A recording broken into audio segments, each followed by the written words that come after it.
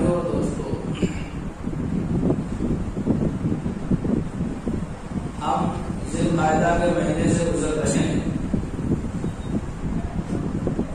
اور یہ مہینہ اب ختم ہونے کو ہے۔ اس کے بعد ذی الحجہ کا مہینہ شروع ہوگا۔ ذی الحجہ کے مہینے کے تعلق سے قرآن کریم میں اللہ تعالیٰ نے یہ بات ارشاد فرمائی ہے کہ یہ ذی الحجہ کی جو شروع کے 10 دن ہے یہ بڑے ہی بابرکت اور متبرک دن ہے۔ عام طور پر ہوتا یہ ہے کہ جب ذی الحجہ کا مہینہ شروع ہو جاتا ہے تو لوگ ذی الحجہ کا مہینہ شروع ہونے کے بعد یہ سوال کرتے ہیں کہ بال کاٹ سکتے یا نہیں کاٹ سکتے، ناخن کاٹ سکتے یا نہیں کاٹ سکتے۔ حالانکہ یہ بات ذی الحجہ کے مہینے کے شروع ہونے سے پہلے سے تعلق رکھتی ہے۔ ذی الحجہ کا چاند دکھنے سے پہلے انسان کو اور انسانوں میں ان لوگوں کو خاص طور سے جو قربانی کرتے ہیں، یعنی جو صاحب استطاعت ہیں، جن کو اللہ تعالیٰ نے وسعت عطا فرمائی ہے، ایسے لوگوں کو چاہیے کہ وہ اپنے بال اور ناخن وغیرہ کاٹ لیں۔ اور جن کے اوپر قربانی نہیں ہے، جو صاحب استطاعت نہیں ہے، مفلس زدہ لوگ ہیں، تنگدست لوگ ہیں، جن کے اوپر قربانی واجب نہیں ہے، ایسے لوگوں کے لیے اختیار ہے وہ چاہے تو بال کاٹے اور چاہے تو نہ کاٹے۔ لیکن بہتر یہ ہے کہ وہ لوگ بھی اس بارے میں احتیاط سے کام لیں۔ اگر دل میں اخلاص ہو اور صحیح جذبہ ہو، سچی طلب ہو، تو اس مشابہت کی وجہ سے اللہ تعالیٰ ان کو بھی صاحب ثروت اور صاحب استطاعت بنا دے گا، اور وہ بھی اب نہیں تو آئندہ انشاءاللہ قربانی کرنے والے بنے۔ لیکن جن لوگوں کے اوپر قربانی ہے ان کے لیے تو یہ بات بہتر ہے کہ وہ ذی الحجہ کے مہینے سے پہلے ہی ناخنوں کو کاٹ لیں، بال کٹوا لیں، اور اسی طرح زیر ناف جو بال ہیں، بغل کے جو بال ہیں، یہ کاٹ لیں۔ اور بالفرض اگر کسی انسان نے بال کاٹنا بھول گیا تو وہ ذی الحجہ کا چاند دیکھنے کے بعد بھی زیر ناف کے جو بال ہیں اور بغل کے جو بال ہیں وہ کاٹ سکتا ہے۔ اس لیے مناسب سمجھا کہ یہ مسئلہ آپ کو بتا دوں کہ ذی الحجہ کا چاند دیکھنے سے پہلے اس بات کا اہتمام کریں۔ دوسرا یہ ہے کہ ذی الحجہ کے شروع کے 10 دن بڑے ہی بابرکت دن ہیں، اور خاص طور سے جو عرفہ کا دن ہے، بقرہ عید سے ایک دن پہلے کا جو دن ہے، وہ بڑا ہی قابل فخر دن ہے۔ تو وہ جگہ بھی افضل ہے اور وہ دن بھی بڑا افضل دن ہے کہ تمام مسلمان وہاں جمع ہوتے ہیں اور اللہ کی بارگاہ میں سرو سجود ہوتے ہیں، اور بڑا ہی مانگنے کا اور اللہ کے سامنے رونے کا، گڑ گڑانے کا دن ہے، عرفہ کا دن۔ لیکن افسوس ہے اس دور کے مسلمانوں پر کہ انہوں نے شبرات سے ایک دن پہلے عرفہ منانا شروع کر دیا، اور جو عرفہ کا دن تھا اس کی حقیقت سے اور اس کے فضائل سے جو ہے خالی ہے، اس کے فضائل سے ناواقف ہے۔ اللہ تعالیٰ ہمیں اس کی توفیق دے کہ ہم وہاں پر جائیں تو ہمیں معلوم ہو کہ عرفہ کا دن ہے کیا۔ ایک بات یہاں پر یہ بھی سمجھ لیں کہ یہاں پر اور سعودیہ میں چاند میں ایک دن کا فاصلہ اکثر دفعہ ہو جاتا ہے، اکثر ایک دن کا فاصلہ یہاں میں اور وہاں میں ہوتا ہے۔ تو ہمارے لیے جو عرفہ کا دن ہے وہ ہمارے یہاں کے چاند کے حساب سے، اور سعودیہ میں جو عرفہ کا دن ہے وہ وہاں کے چاند کے حساب سے۔ اس لیے کہ اللہ کے نبی صلی اللہ علیہ وسلم نے ہر ایک کے لیے اپنے علاقے کو معیار بنایا ہے، اس لیے اس بارے میں غلط فہمی کا شکار نہ ہو۔ اور عرفہ کے دن روزے کا اہتمام رکھیں، عبادت کا اہتمام رکھیں، اور اللہ تعالیٰ سے اس بات کی التجا کریں کہ اللہ تعالیٰ وہ سعادت اور وہ خوش نصیبی ہمیں بھی عطا کرے کہ ہم بھی حج کرنے جائیں اور عرفہ کے میدان میں پہنچے اور وہاں پر سب لوگوں کے ساتھ ہم بھی شریک ہوں اور اللہ کے آگے اپنے ہاتھ پھیلائیں اور اللہ کو راضی کرنے والی راز و نیاز کی باتیں کریں، پھر مدینے کی اور روزہ اطہر کی زیارت کریں، بیت اللہ کا طواف کریں اور وہاں کے مقدس مقامات کی جو ہے زیارت کریں اور اس سے فائدہ اٹھائیں۔ تو حاجیوں کی حالت یہ ہوتی ہے کہ حاجی ایک دیوانے کی طرح، ایک ایسے عاشق کی طرح جو اپنے معشوقہ کی یاد میں تڑپ رہا ہو، ایک ایسے محبوب کی طرح جو اپنے محبوبہ کی یاد میں بالکل بے چین ہو اور در در کی ٹھوکریں کھا رہا ہو، مارا مارا پھر رہا ہو۔ یہ حالت ہوتی ہے حاجی کی کہ حاجی جو اپنا اصل لباس ہے اس لباس کو بھی اتار دیتا ہے، ایک چادر نیچے کو باندھ لیتا ہے، ایک چادر اوپر کو باندھ لیتا ہے اور کنگا نہیں کر سکتا، تیل نہیں لگا سکتا، خوشبو نہیں لگا سکتا، بالکل دیوانگی کے عالم میں کبھی صفا میں جا رہا ہے تو کبھی مروہ کی طرف جا رہا ہے تو کبھی مینا میں جا رہا ہے تو کبھی مزدلفہ میں جا رہا ہے تو کبھی بیت اللہ کا طواف کر رہا ہے تو کبھی نماز پڑھ رہا ہے تو کبھی ہاتھ اٹھا کر دعا مانگ رہا ہے۔ یہ ایسی ہی ایک کیفیت ہے جیسا کہ ایک محبوب کی محبوبہ کی یاد میں ہوتی ہے، ایک عاشق کی معشوقہ کی یاد میں ہوتی ہے، ایک محبت کرنے والے کی اپنی محبت تک جانے کی جو ہے فراق میں ہوتی ہے۔ یہ ایک ایسی دیوانگی ہے جو اللہ تعالیٰ نے حج کے اندر ظاہر فرمائی ہے۔ دین کے اندر حج اللہ سے عشق کا ایک مظاہرہ ہے اور اللہ سے عشق کے مظاہر میں ایک مظہر ہے جہاں پر پتہ چلتا ہے کہ کون انسان اللہ کی یاد میں کتنا ڈوبا ہوا ہے، کتنا غرق ہے، کس کو کتنا اشتیاق ہے، کس کو کتنی محبت ہے، یہ وہاں پر ظاہر ہوتی ہے۔ اب ظاہر سی بات ہے سارے لوگ تو حج کرنے جا نہیں سکتے اور ہر انسان مالدار بھی نہیں ہوتا ہے، ہر انسان کو استطاعت بھی نہیں ہوتی، اس لیے جن لوگوں کو اللہ نے مال دیا ہے اور صاحب ثروت بنایا ہے ان لوگوں کے لیے یہ ہے کہ وہ وہاں پر حج کرنے جائیں اور حج کی فضیلت سے لطف اندوز ہو، وہاں کے مقدس مقامات کی زیارت سے لطف اندوز ہو اور ایک بڑا ثواب حاصل کریں۔ لیکن جو لوگ زیادہ مالدار نہیں ہیں، جن کے پاس اتنا پیسہ نہیں کہ وہ حج کرنے جا سکیں، ان کے لیے یہ بات ہے کہ وہ حاجیوں کی مشابہت اختیار کریں۔ حاجی وہاں پر تکبیر تشریف پڑھ رہے ہیں تو یہاں پر ہم لوگ بھی تکبیر تشریف پڑھیں۔ حاجی وہاں پر ناخن نہیں کاٹ رہے ہیں، بال نہیں کاٹ رہے ہیں تو ہم بھی ناخنوں کو نہ کاٹیں، بالوں کو نہ کاٹیں، بلکہ یہ کام ذی الحجہ کے مہینے سے پہلے ہی کر لیں اور قربانی کا جانور ذبح کریں اور اس کے بعد اپنے بالوں کو کاٹیں، اپنے ناخنوں کو تراشیں، تاکہ کسی درجے میں حاجیوں سے ہماری مشابہت ہو سکے۔ اور یہ حاجیوں کی مشابہت اگر سچے دل سے ہے، اخلاص کے ساتھ ہے تو پھر اللہ تعالیٰ ہمیں ضرور انشاءاللہ اپنی اس بارگاہ میں بلائے گا جہاں پر جانے کی ہر ایک کو تمنا ہوگی۔ مکہ المکرمہ کا پس منظر آپ کو پتا ہو اور کعبے کا اتہاس اگر آپ کو پتا ہو تو واقعی انسان شوق میں اور محبت میں، جذبات میں دل کے اندر انگڑائیاں لینے لگے گا اور اس کے اندر یہ تڑپ پیدا ہوگی، یہ جذبہ پیدا ہوگا کہ کاش کہ ہم بھی وہاں پر جائیں اور اس کعبے کی زیارت سے اور مدینے کی زیارت سے، وہاں کے مقدس مقامات کی زیارت سے فائدہ ہوگا۔ مشابہت اختیار کرنے کی نبی نے تعلیم دی ہے، ترغیب دی ہے، اور جب انسان مشابہت اختیار کرتا ہے تو پھر اللہ کے وہاں کی نعمت سے اور وہاں کی عبادت سے بھی نوازتا ہے۔ اسی طرح جن لوگوں کو اوپر قربانی نہیں ہے ان لوگوں کو اوپر یہ ضروری نہیں ہے کہ وہ بالوں کو نہ کاٹیں، ناخنوں کو نہ کاٹیں، وہ چاہے تو کوئی 10 دنوں میں کاٹ سکتے ہیں لیکن بہتر یہ ہے کہ وہ بھی نہ کاٹیں۔ یہ قربانی کرنے والوں کی مشابہت اختیار کریں تاکہ اللہ تعالیٰ اس کی برکت سے ان کو قربانی کرنے والا بنا دے اور قربانی کرنے کی برکت سے اللہ حج کرنے والا بنا دے۔ ہر چیز ایک دوسری چیز سے جڑی ہوئی ہے اور جب انسان چھوٹی چیز کی ذمہ داری کو نبھاتا ہے تو اللہ بڑی چیز کی ذمہ داری اس کو عطا کرتا ہے، یہاں تک کہ اللہ تعالیٰ اپنے قرب میں اور قرب میں قریب ترین مقام پر اس کو جگہ عطا کرتا ہے۔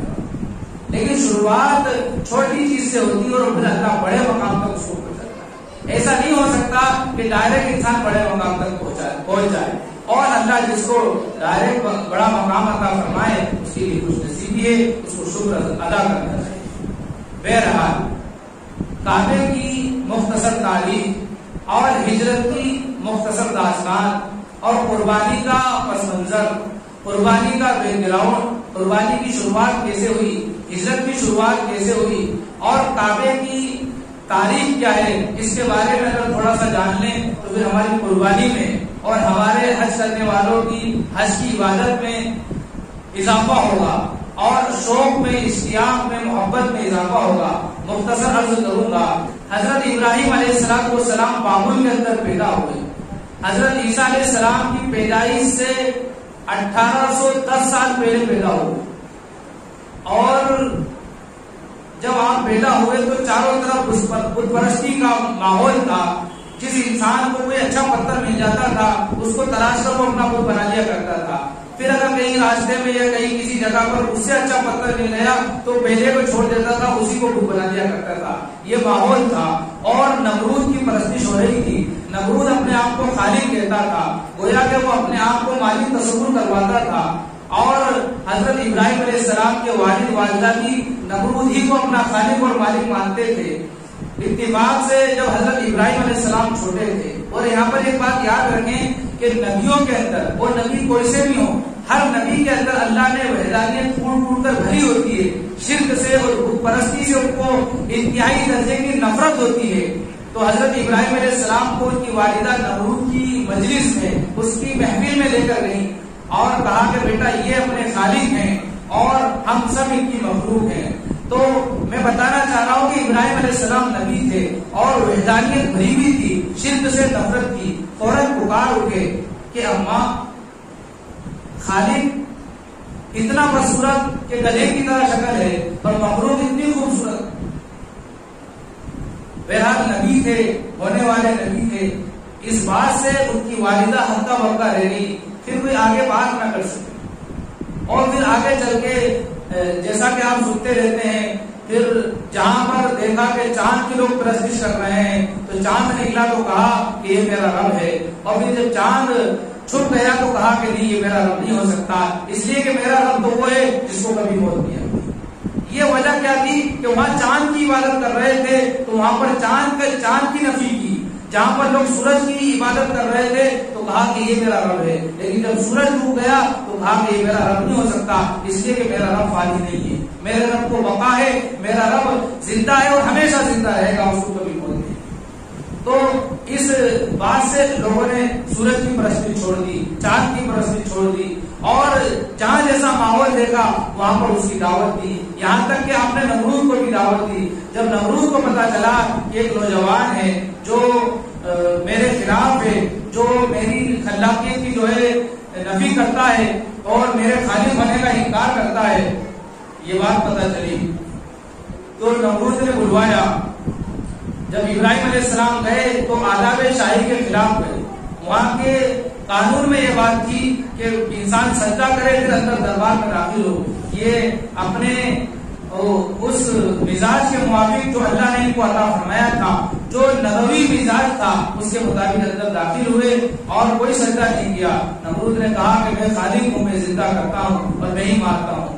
اس نے ایک شخص کو بلایا اور اس کو مار دیا، اور ایک دوسرے کو بلایا، اس کو زندہ چھوڑ دیا۔ ابراہیم علیہ السلام مسکرائے اور دل میں سوچا کہ یہ تو بڑا بیوقوف معلوم ہوتا ہے، اگر میں اس سوال کے اوپر کچھ اعتراض کروں گا تو میرا دشمن ہو جائے گا۔ تو فوراً دوسرا سوال کیا کہ اگر تو واقعی خالق ہے تو میرا رب مشرق سے سورج نکالتا ہے تو مغرب سے نکال دے۔ اور یہی داعیانہ مزاج ہوتا ہے، داعی کی صفت یہ ہوتی ہے کہ وہ جو معترض ہے اس کے جواب دینے کے بجائے اپنا سوال کرتا ہے، یہ مزاج ہوتا ہے۔ تو بجائے اعتراض کے انہوں نے دوسرا سوال کیا۔ بادشاہ یہ سوال سن کر جو ہے ہکا بکا رہ گیا، فَبُهِتَ الَّذِي كَفَرَ۔ بہرحال پھر ان کے لیے آگ جلوائی گئی، اور ایسی آگ جو کئی دنوں تک جلائی گئی اور اتنی اونچی اس کی اڑان تھی کہ اگر پرندہ اس کے اوپر سے گزرتا تو وہ بھی جل جاتا۔ آپ ذرا تھوڑی دیر یہاں پر سوچیں کہ ایک انسان کو جلانے کے لیے اتنی بڑی آگ کی کیا ضرورت تھی؟ حالانکہ پورا علاقہ دشمن تھا، بادشاہ دشمن تھا، بادشاہ کی اتنی بڑی فوج دشمن تھی، تو چھوٹے سے انسان کو مارنے کے لیے، جلانے کے لیے اتنی بڑی آگ کی ضرورت نہیں ہوتی. آگ جلائی جاتی رہی اور یہ کہا جاتا تھا ابراہیم دیکھ رہے ہو یہ آگ ہے، اس آگ میں ہم تمہیں جلائیں گے، یہ آگ ہے دیکھ رہے ہو اس آگ میں ہم تمہیں جلائیں گے. روزانہ ڈرایا جاتا تھا اور آگ بتائی جاتی تھی، صرف اس لیے کہ اگر یہ اسی حالت میں مر گیا تو یہ اپنی پہچان چھوڑ جائے گا، اور اگر اس کو ڈراتے رہیں گے تو یہ اپنے مشن سے پھر جائے گا، اور مشن سے پھر جائے گا تو پھر کسی دوسرے کی ہمت نہیں ہوگی تو وہ اس طرح کا دعویٰ کرے. اس لیے مشن سے پھیرنے کے لیے ڈراتے رہے، دھمکاتے رہے. جس طرح آج پوری دنیا میں لوگ ایمان والوں کو ڈرا رہے ہیں، NRC لا کر تمہیں بھگا دے گی، CAA لا کر مسلمانوں کو شہریت نہیں دے گی، تم جو ہے اپنی شہریت ثابت نہیں کر پائے تو تمہیں 2 نمبر کا شہری بنا دیں گے، فلاں طرح کی باتیں. یہ صرف اپنے ایمان کو، میرے اور آپ کے ایمان کو اغوا کرنے والی باتیں ہیں. ورنہ ایمان والے کی شان تو یہ ہے کہ وہ مطمئن رہتا ہے، اس کو اللہ کے اوپر بھروسہ رہتا ہے، اس کو اعتماد رہتا ہے. جس طرح کہ حضرت ابراہیم علیہ السلام آپ کو دیکھتے رہے، اطمینان کی سانس لیتے رہے کہ ٹھیک ہے اگر اللہ نے مقدر میں لکھا ہے تو چل جائے گی، لیکن اللہ کا انکار کرتے ایسا نہیں ہو سکتا. تو یہ ڈرانے کی چال تھی جس کے لیے کئی دنوں تک آگ جلائی، اور پھر جب حضرت ابراہیم علیہ السلام نے استقامت دکھائی اور اللہ پر اعتماد دکھایا تو پھر اللہ تعالیٰ نے آپ کو تنہا نہیں چھوڑا، بلکہ اس آگ میں جب دشمنوں نے ڈال دیا تو اللہ تعالیٰ نے اس آگ کو برے گزار بنا دیا. مفسرین لکھتے ہیں کہ ایسی آگ جو حضرت ابراہیم علیہ السلام نے اس کے اندر سکون محسوس کیا، ایسا سکون پوری زندگی میں کبھی محسوس نہیں کیا. ایئر کنڈیشن آگ، بالکل نہ زیادہ گرمی نہ زیادہ ٹھنڈی. فرمایا قلنا یا نار کونی بردا وسلام علی ابراہیم، اے آگ تو ٹھنڈی ہو جا حضرت ابراہیم علیہ السلام کی، سلامتی والی ہو جا، نہ زیادہ گرم ہو کے گرمی لگے نہ زیادہ ٹھنڈی ہو کے ٹھنڈ لگے. ایسی آگ کو بنا دیا. تو اللہ تعالیٰ ایمان والوں کے پاس مدد بھی بھیجتا ہے، لیکن یہ اس وقت ہوتا ہے جب کہ ایمان والے استقامت دکھائیں. آج مسلمانوں کا حال یہ ہے کہ ایک چائے پہ بک جاتے ہیں، ذرا سی کسی کی باتوں میں آ کے جو ہے اپنے مشن کو چھوڑ دیتے ہیں، پھسل جاتے ہیں. تو یہ نبوی مزاج نہیں ہے، انبیاء کا مزاج نہیں ہے. یہ ابراہیم علیہ السلام کی سیرت سے ہمیں سبق ملتا ہے کہ دشمن چاروں طرف سے ڈرائیں گے اور لالچ دیں گے، کبھی ڈرا کر، کبھی دھمکا کر، کبھی پیسوں کا لالچ دے کر، کبھی کسی اور چیز کا لالچ دے کر. لیکن ایمان والا اگر استقامت کے ساتھ جمع رہا، ڈٹا رہا اپنے مشن پر، تو پھر انشاءاللہ اللہ کی مدد ایسے ہی آئے گی کہ مصیبت کے جو دن ہیں، پریشانی کے جو دن ہیں، جو حالات ہیں، اللہ انہی میں خوشگوار زندگی عطا کرے گا، انہی میں جو ہے اطمینان والی زندگی عطا کرے گا. جس طرح آپ کو برے گلزار بنایا تھا، ان حالات کو بھی اللہ برے گلزار بنائے گا. پھر دشمن کی تدبیریں اور سازشیں سب ناکام ہو جائیں گی. بہرحال مجھے مختصر آپ کو بتانا ہے. تو جب ابراہیم علیہ السلام کو اتنی بڑی آگ میں جلایا گیا اور ابراہیم علیہ السلام بالکل آرام سے اس آگ کے اندر بیٹھے ہوئے ہیں اور گھوم رہے ہیں، ان کو آگ کوئی تکلیف نہیں پہنچا رہی ہے، اتنا بڑا معجزہ وہاں کے لوگوں نے دیکھا، اس کے بعد بھی ایمان نہیں لائے. تو پھر ابراہیم علیہ السلام نے فرمایا قال انی ذاہب الی ربی سیہدین، کہ اب میں یہاں سے ہجرت کروں گا، اس لیے کہ ان کے دلوں پر جباریت کی مہر لگ چکی ہے، ان کے دلوں پر تالے پڑ چکے ہیں، ان کی سمجھنے سے عاجز ہو چکی ہے، اللہ تعالیٰ نے ان کے مقدر میں ہدایت نہیں لکھی ہے. اب میں یہاں سے ہجرت کر رہا ہوں اور اب یہاں سے ہجرت کر کے شام جاؤں گا. تو بابل سے ہجرت کر کے حضرت ابراہیم علیہ السلام شام گئے، وہاں پر جو ہے دعوت کا کام کیا. پھر وہاں پر جیسا کہ میں نے ابھی عرض کیا کہ کوئی چاند کی پرستش کر رہا تھا تو چاند کا انکار کیا، کوئی سورج کی پرستش کر رہا تھا تو سورج کا انکار کیا، کوئی ستاروں کی پرستش کر رہا تھا تو ستاروں کا انکار کیا. اور اس طرح سے وہاں پر جو ہے ایک وحدانیت کی دعوت چل پڑی، اور پھر لوگ جو ہے اسلام میں اور اللہ کے اس دین کی دعوت میں شریک ہوئے اور اللہ کو ایک ماننے والے بنے. آپ اپنے مشن میں کامیاب ہوئے. پھر آپ وہاں سے ہجرت کر کے فلسطین آئے، اور فلسطین میں رہتے ہوئے آپ نے ایک مرتبہ مصر کا دورہ کیا. جب آپ مصر پہنچے تو وہاں کا بادشاہ بڑا ظالم تھا. اس کا ایک قانون تھا، جس طرح ہمارے یہاں کے قانون بن رہے ہیں کہ جس کی کوئی تکی نہیں بنتی، ایسا قانون وہاں کا تھا. وہاں کا قانون یہ تھا کہ اگر کوئی آدمی کسی عورت کے ساتھ نظر آئے گا، اگر وہ عورت اس کی بہن ہوگی، بیٹی ہوگی، پھوپھی ہوگی، خالہ ہوگی تو چھوڑ دیا جائے گا، لیکن اگر اس کی بیوی ہوگی تو اس کو پکڑ دیا جائے گا. تو حضرت یہ ایسا قانون ہے کہ جس کی کوئی تکی نہیں کرتی. اگر بیوی ہو تو چھوڑنا چاہیے، لیکن بیوی ہو تو پکڑ کرنا ہے، اور دوسری کوئی رشتہ دار ہو تو چھوڑنا ہے. تو یہاں پر ابراہیم علیہ السلام نے توریے سے کام لیا کہ ہر انسان ایمان کی نسبت سے بھائی ہے، اور لڑکی ہے تو بہن. تو کہا اپنی بیوی حضرت سارہ سے کہ جب بادشاہ کے دربار میں تمہیں پیش کیا جائے تو کہہ دینا یہ میرے بھائی ہیں اور میں ان کی بہن. ایمان کے اعتبار سے تو بہن بھائی تھے. توریے سے کام لیا، جو ظاہر میں لگ رہا ہے کہ جھوٹ ہے، لیکن حقیقت کے اعتبار سے کیا ہے؟ سچ ہے. اس کا مطلب یہ نہیں کہ آپ جھوٹ بولنا شروع کر دیں. اور یہ بھی جو ہے جان کی حفاظت کے لیے تھا. آج تو مسلمان نہ جان کی حفاظت کر رہا نہ ایمان کی حفاظت، صرف دنیا مقصد بنا لی ہے اور خوب جھوٹ بول رہا ہے، ہول سیل کے حساب سے جھوٹ بول رہا ہے. حالانکہ برائی کی جڑ جھوٹ ہے. اگر انسان جھوٹ چھوڑ دے تو ساری برائیوں سے بچ جائے. تو ابراہیم علیہ السلام اور ان کی بیوی حضرت سارہ کو مصر کے بادشاہ کے دربار میں جب پیش کیا گیا تو انہوں نے جیسا کہا تھا عرض کر دیا کہ یہ میرے بھائی ہیں اور میں ان کی بہن.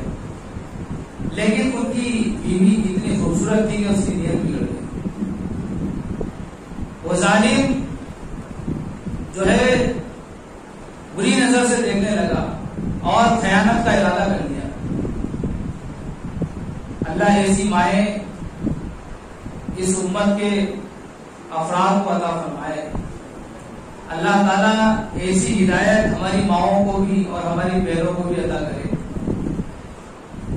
نماز پڑھی اور اللہ سے دعا کی کہ اللہ میں تو ابراہیم کی بیوی ہوں اور یہ ظالم کیسے میرے اوپر مسلط ہو رہا ہے. دعا کی تو بادشاہ سل پڑ گیا، اس کے ہاتھ پیروں نے کام کرنا بند کر دیا. اس نے کہا کہ میرے لیے دعا کر دے کہ میں اچھا ہو جاؤں، میں تیری طرف قدم نہیں بڑھاؤں گا. جیسے ہی دعا کی وہ اچھا ہو گیا. ہم تو نبی کی بیوی ہیں، دعا کی اللہ نے صحیح کر دیا. پھر اس نے قدم بڑھایا تو پھر اللہ نے ویسے ہی کر دیا. پھر اس نے منت سماجت کی تو پھر دعا کی، پھر اچھا ہو گیا. 3 مرتبہ ایسا ہوا اور اپنا نظریہ بدل دیا اور اپنے سپاہیوں سے کہا کہ تم نے کیسے انسان کو میرے پاس بھیجا ہے کہ جو میری جان کا دشمن بن رہا ہے. ایسی عورتوں کو لاؤ جس سے میری خواہش پوری ہو. بہرحال ان کے اکرام میں پھر اس نے حضرت حاجرہ جو بادشاہ کی بیٹی تھی، ایک قول کے مطابق بعض لوگوں نے کہا کہ وہ اس بادشاہ کی باندھی تھی، لیکن باندھی والی بات ہمارے سمجھ میں نہیں آئی. بادشاہ نے اپنی بیٹی کو بطور نذرانے کے حضرت سارہ علیہ السلام کی خدمت کے لیے دے دیا. پھر بعد میں حضرت سارہ نے خود اپنے شوہر حضرت ابراہیم علیہ السلام کا حضرت سارہ سے نکاح کروایا. آج کی عورتوں کی طرح نہیں تھی. اگر پتہ چل جائے کہ دوسرا نکاح کرنے والے ہیں تو پہلے سے گھر جا کے بیٹھ جائے اور کورٹ میں جو ہے اپلیکیشن دے دے، طرح طرح کے مقدمات کرے. ایسا نہیں تھا. تو حضرت حاجرہ سے اللہ تعالیٰ نے 90 سال کی عمر میں حضرت اسماعیل علیہ السلام کو پیدا کیا اور اس کے 15 سال بعد حضرت سارہ علیہ السلام کے پیٹ سے حضرت اسحاق علیہ السلام کو پیدا کیا. یہ دونوں بیٹے تھے حضرت ابراہیم علیہ السلام. ایک مرتبہ آپ بیٹھے ہوئے تھے اور کہا اپنی بیوی سے کہ لاؤ میرے بیٹے کو لاؤ، میں اس کے لیے دعا کروں. حضرت حاجرہ سے کہا اگر آج کی ماں کی طرح ماں ہوتی تو اسماعیل علیہ السلام کو ڈھونڈتی اور لا کر بٹھا دیتی، لیکن دیکھا کہ اسماعیل وہاں تھے نہیں، حضرت اسحاق کھیل رہے تھے تو انہیں کو لا کر بٹھا دیا. دعا کی کہ اللہ جتنے بھی پیغمبر آئیں گے میرے اس بچے کی عمر میں پیدا کر دے. اللہ نے دعا قبول کر دی. اور پھر بعد میں پتا چلا کہ یہ تو اسحاق تھے، پھر کہا کہ لاؤ میرے اسماعیل کو تو لاؤ، اس کے لیے بھی دعا کرو. پھر ان کے سر پہ ہاتھ رکھا اور کہا کہ اے اللہ، جو تمام نبیوں کے سردار ہوں گے اس کو اس کی امت میں، اس کی نسل میں پیدا کیا. تو اللہ تعالیٰ نے انہی کی نسل میں سے حضرت محمد مصطفیٰ صلی اللہ علیہ وسلم کو پیدا فرمایا اور ہمیں ان کے امتی ہونے کا شرف بخشا. میرے لیے اور آپ کے لیے بڑے فخر کی بات. بہرحال جب حضرت اسماعیل علیہ السلام تھوڑے بڑے ہوئے تو ابراہیم علیہ السلام نے خواب دیکھا کہ وہ اپنے بیٹے اسماعیل کو ذبح کر رہے ہیں. تو صبح اٹھ کر انہوں نے 100 اونٹ ذبح کیے. 3 دن تک مسلسل یہ خواب دیکھتے رہے. وہ سمجھ گئے کہ یہ ضرور کوئی محبوب چیز کی قربانی مانگی جا رہی ہے. اور محبوب چیز کی قربانی دیکھا انہوں نے کہ کیا ہے محبوب چیز. تو اب اپنے بیٹے کو لے کر چل دیے. شیطان بہکاتا رہا حضرت اسماعیل علیہ السلام کو بھی، ان کی ماں حضرت حاجرہ کو بھی. لیکن جب پتا چلا کہ اللہ کا حکم ہے تو پھر وہ راضی رہے. بہرحال ان کو قربانی کا جو واقعہ پیش آیا لٹا دیا. اور باپ بیٹوں کے اندر جو گفتگو ہوئی، جو محادثہ ہوا، اس کو بھی اللہ تعالیٰ نے قرآن میں بیان کیا ہے کہ اتنی محبت اپنے بیٹے سے اور بیٹے کو اتنی محبت اپنے ابا سے کہ انکار نہیں کیا. کہا کہ ابا اگر اللہ کا حکم ہے تو پھر آپ کر گزریے اس کام کو جس کا اللہ نے حکم دیا ہے. آپ مجھے صابرین میں سے پائیں گے. لیکن یاد رکھیے گا مجھے ذبح کرتے وقت میرے کو جو ہے الٹا لیٹا دیجیے گا اور اپنے کپڑے سمیٹ دیجیے گا، اپنی آنکھوں سے پٹی باندھ لیجیے گا تاکہ آپ کی محبت جوش میں آئے. اللہ تعالیٰ جب چھوٹے انسانوں کی، ہم جیسے لوگوں کی قربانی نہیں لیتا. اللہ تعالیٰ کسی ایک مچھر کے مرنے کو پسند نہیں کرتا، کسی چیٹی کے مرنے کو پسند نہیں کرتا. تو پھر اللہ تعالیٰ حضرت اسماعیل کو کیسے جو ہے ان کی کیسے جان لے گا. تو اللہ تعالیٰ نے ایک دمبا جنت سے پہنچایا، وہ فدیناہ بذبح عظیم. اور اللہ تعالیٰ نے اس کے ذریعے وہ بیٹے کی قربانی دمبے کی قربانی میں تبدیل کر دی. اور یہ ایسی قربانی تھی کہ اللہ تعالیٰ نے اس ادا کو پسند کر کے تمام امت کے لیے اس کو جاری کر دیا. اور اللہ کے نبی صلی اللہ علیہ وسلم نے اس قربانی کو کیا ہے. اور یہ جو دمبا جو جنت سے آیا تھا، اس کے سینگ اور اس کے کچھ گھر وغیرہ کعبے میں جو ہے کئی دنوں تک رہے. یہاں تک کہ نبی کے زمانے میں بھی رہے، بعد کے زمانے میں غالباً حجاج بن یوسف کے زمانے میں یا اس کے بعد کے زمانے میں پھر پتہ نہیں وہ کہاں چلے گئے. تو اللہ تعالیٰ نے اپنی محبوب چیز کی قربانی مانگی تھی. تو محبوب چیز کی قربانی جب دینے کے لیے حضرت ابراہیم علیہ السلام آگے بڑھے تو اللہ نے لی نہیں، بلکہ اس کا بدل اللہ نے خود اپنے پاس سے دیا. آج اگر ہم اپنی محبوب چیز کی قربانی، کیا ہے انسان کے پاس؟ جان ہے، مال ہے، وقت ہے. تو اگر جان کی ضرورت پڑ جائے تو جان، اور جان کی ضرورت نہیں پڑ رہی تو مال. اور مال میں افضل ترین جانور کی قربانی کرے، افضل ترین. ایسا نہیں ہے کہ اللہ تعالیٰ نے بڑی زمین جائیداد عطا کر رکھی ہے اور پاڑے میں حصہ لے رہے ہیں. تو یہ افضل نہیں ہے، یہ تو کام چلانے والی بات ہے. اللہ نے اگر نوازا ہے، بعض لوگ کہتے ہیں ہم تو کسان ہیں، ہمارے پاس پیسہ کہاں ہے، زمین ہے بس ہمارے پاس، تو ہمارے اوپر قربانی تھوڑی. ایسا نہیں. اگر کسی انسان کے پاس اتنی زمین ہے کہ اس سے غلہ پیدا ہوتا ہے، کسی انسان کے پاس اتنی زمین ہے کہ اس سے صرف اتنا غلہ پیدا ہوتا ہے کہ وہ سال بھر کھا سکے بس، تو اس کو کوئی قربانی نہیں. لیکن اگر اس کے علاوہ اس کے پاس ایک گھر کی ضرورت ہے، 2 گھر بنے ہوئے ہیں اور اس گھر کی قیمت 52.5 تولہ چاندی کے برابر ہے، تو اس پر قربانی کی. آج تو اللہ کا شکر ہے 4-4 5-5 کمرے بنے ہوئے ہیں، زمین بھی بہت ہے.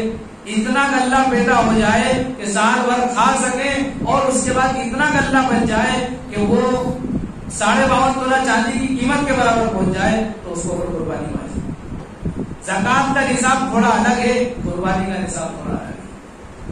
زکات کا معاملہ سخت ہے، قربانی کا معاملہ تھوڑا آسان ہے. قربانی کے معاملے میں یہ ہے کہ اگر کسی کے پاس ضرورت سے زائد سامان ہے، اس کو بھی قربانی کرنا ہے. 3 جوڑے کے علاوہ، 3 جوڑے کپڑے کے علاوہ اگر 4تھا جوڑا کپڑا ہے تو اس کپڑے کی قیمت بھی جوڑی جائے گی. اور ایک مکان میں اس کا گزارا ہو سکتا ہے تو دوسرے مکان کی قیمت بھی جوڑی جائے گی. تو یہ ضرورت سے زائد، مثال کے طور پہ کسی کے پاس ڈنر سیٹ رکھے ہوئے ہیں اور صرف شو کے لیے رکھے ہوئے ہیں کہ دکھنے میں لگے کہ یہ بڑے مہمان نواز ہیں، ان کے گھر آتے ہیں اور مہمان کھانا کھاتے ہیں، کمرہ بنا رکھا کہ یہ مہمان قیام کرتے ہیں، حالانکہ کنجوس اتنا بڑا ہے کہ کبھی کسی مہمان کو کھلاتا نہیں، بخیل اتنا بڑا ہے کہ کبھی کسی مہمان کو سلاتا نہیں. تو یہ جو شو کے لیے رکھے ہوئے ہیں وہ ڈنر سیٹ ہو یا جو بھی چیزیں ہوں، فرنیچر ہو، ان سب کی قیمت جوڑی جائے گی. سب کی قیمت ملا کر اگر 52.5 تولہ چاندی کی قیمت کے برابر بن رہی ہے، اس انسان کے اوپر زکات واجب ہے، اس کے اوپر صدقۃ الفطر واجب ہے، جو عید الفطر پہ دیا جاتا ہے. بقرہ عید پہ قربانی واجب ہے جو ادا کرنا ضروری ہے. اب یہ دیکھنا ہے کہ زمین بھی ہے اور یا ضرورت سے زائد سامان ہے لیکن پیسے ہے نہیں تو قربانی کہاں سے کرے گا؟ ہو سکتا ہے ایک سوال. تو اپنے کاموں کے لیے جس طرح قرض لیتے ہیں اس طرح قرض لے کر قربانی کر سکتے ہیں. لیکن یہ جو قرض ہے بیاج سود والا قرض نہ ہو، یہ قرض ہو قرض حسنہ والا قرض کہ بھائی مجھے 20,000 دے دو 2 مہینے میں 4 مہینے میں لوٹا دوں، اس طرح والا قرض ہو. اور اگر ایسا نہیں کیا، قربانی کے دن گزر گئے تو اس انسان کو قربانی کے جانور کی قیمت کے برابر جو ہے پیسے بعد میں صدقہ کرنا پڑے گا. یا یوں سمجھ لیجئے کہ ایک انسان مالدار ہے، خاندانی مالدار ہے، 20 سال ہو گئے ابھی تک قربانی نہیں کر رہا تھا. اب اس کو اللہ نے توفیق دی، اس کو ہدایت دی، وہ قربانی کرنے کا شوق پیدا ہوا تو کیا کرے گا؟ یہ 20 سال جو پیچھے چھوٹے ہیں ان سارے پیسوں کو جو ہے صدقہ کرے گا. 20 سال کی جو قربانی چھوٹی ہے ان کو اندازہ لگا لے گا کہ 2 سال پہلے بکرا کتنے کا آتا تھا، 4 سال پہلے کتنے کا آتا تھا، سب کا اندازہ لگا کر وہ پیسے جو ہے صدقہ کرے گا. اور اگر اس کی موت آ گئی تو وصیت کر کے مرے گا کہ میرے اوپر اتنی قربانی واجب تھی، میں نہیں کر پایا ہوا تھا، یہ میرے مال میں سے ادا کر دینا. یا اپنے بچوں سے کہہ کے مرے کہ میرے پاس تو مال بھی نہیں ہے، اب میں تو جو ہے پہلے مالدار تھا اب غریب ہو کے مر رہا ہوں، تو تم اپنے پاس سے ادا کرنا. اگر نہیں ادا کرے گا تو پھر اس کی قیامت کے دن پکڑ ہوگی. کوئی بھی مسئلہ ہو قربانی کے تعلق سے آپ بعد میں معلوم کر سکتے ہیں. اور یہ کہہ کر کہ ہمیں معلوم نہیں تھا کوئی بچ نہیں سکتا. ہر انسان کو قربانی کرنا چاہیے اگر اللہ نے اس کو استطاعت دی ہے. اگر یہ قربانی کرنے والا بنے گا تو پھر اللہ اس کو اور آگے بڑے مقام تک پہنچائے گا. اور قربانی کے تعلق سے اتنا دھیان رکھے کہ اگر مالدار ہے اور بکرے کی استطاعت ہے تو پاڑے سے کام نہیں چلے گا، اس کو بکرا ہی لینا پڑے گا. یہ دیکھ افضل کی قربانی مانگی ہے. افضل کیا ہے دیکھا جائے گا. افضل ایک انسان بڑے میں حصہ لے رہا ہے 2,000 روپے مانگ رہا ہے، بکرا 10,000 روپے کا آنا ہے تو 2,000 کی قربانی افضل کیسے ہو جائے؟ صدقۃ الفطر کے تعلق سے میں نے بتایا تھا کہ 3 طرح کے لوگ ہیں. اعلیٰ درجے کی بات یہ ہے کہ وہ کشمش سے صدقۃ الفطر ادا کریں، اس سے جو درمیانی طبقے والے ہیں وہ کھجور سے ادا کریں. جو بیچارے زیادہ مالدار نہیں ہیں، تھوڑے بہت مالدار ہیں، ان کے لیے یہ ہے کہ وہ گیہوں سے جوار سے ادا کریں. اسی طرح قربانی کا معاملہ ہے کہ جن کو اللہ نے نواز رکھا ہے، بینک بیلنس ہے، زمین جائیداد ہے، وقتی طور پر اگرچہ ان کے پاس پیسے نہ ہو، کسی سے قرضہ لے لیں، ایسے لوگوں کو بکرا خرید کر، بکرے میں اعلیٰ درجے کا بکرا خرید کر قربانی کرے.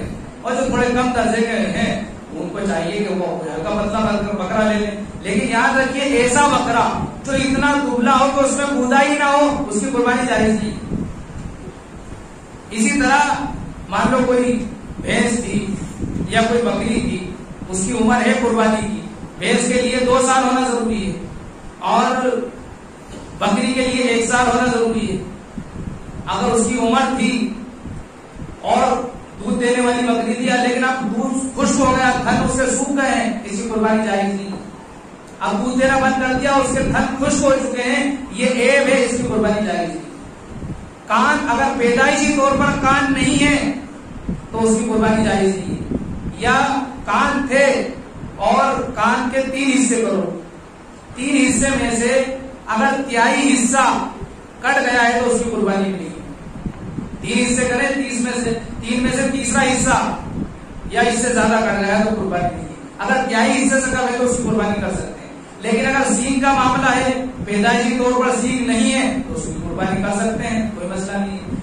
اور اگر سینگ تھے اور ٹوٹ گئے ہیں، اگر جڑ میں سے نہیں ٹوٹے ہیں تو قربانی کر سکتے ہیں. اگر جڑ میں سے ٹوٹ گئے ہیں اور مقصد اتنے لگ گیا ہے پھر اس کی قربانی نہیں کر سکتے. اور جو کھول وغیرہ نکل جاتی سیخ کے اوپر کی تو یہ کوئی مسئلہ نہیں ہے، قربانی کر سکتے ہیں۔ ایسے بہت سارے مسائل ہیں، آپ اگر چاہو تو ابھی پوچھ لو، چاہو تو بعد میں پوچھ لینا، نماز کے بعد پوچھ لینا، لیکن غفلت نہیں چلے اللہ کے یہاں۔ یا مجھے سمجھا سکتے ہو، اپنے معاشرے کے ادھر ادھر کے لوگوں کو سمجھا سکتے ہو، لیکن اللہ سے آپ سمجھوتا نہیں کر سکتے ہیلے بہانے سے۔ اللہ دلوں کے حال کو جانتا ہے، اللہ ذہن میں کیا چل رہا ہے، دل میں کیا چل رہا ہے، کیا کرنے والا ہے، کیا ہونے والا، اللہ سب کو جانتا ہے۔ اللہ تعالیٰ سے دعا ہے کہ اللہ تعالیٰ اپنی عبادت کو جیسا اس کا حق ہے اس طریقے سے ادا کرنے والا بنائے۔ اللہ تعالیٰ ہم مال کے ذریعے دونگوں کی قربانی کرتے ہیں، بکروں کی قربانی کرتے ہیں، پہاڑوں کی قربانی کرتے ہیں، اللہ جذبات کو بھی قربان کرنے والا بنائے، اور ہم اپنے لیے کرتے ہیں اس طرح مرحومین کے لیے بھی کرنے والا بنائے، اور نبی اکرم صلی اللہ علیہ وسلم کا بھی امت پر بڑا حق ہے، اللہ آپ کے لیے بھی کرنے والا بنائے۔ آمین وآخر دعوانا ان الحمد للہ۔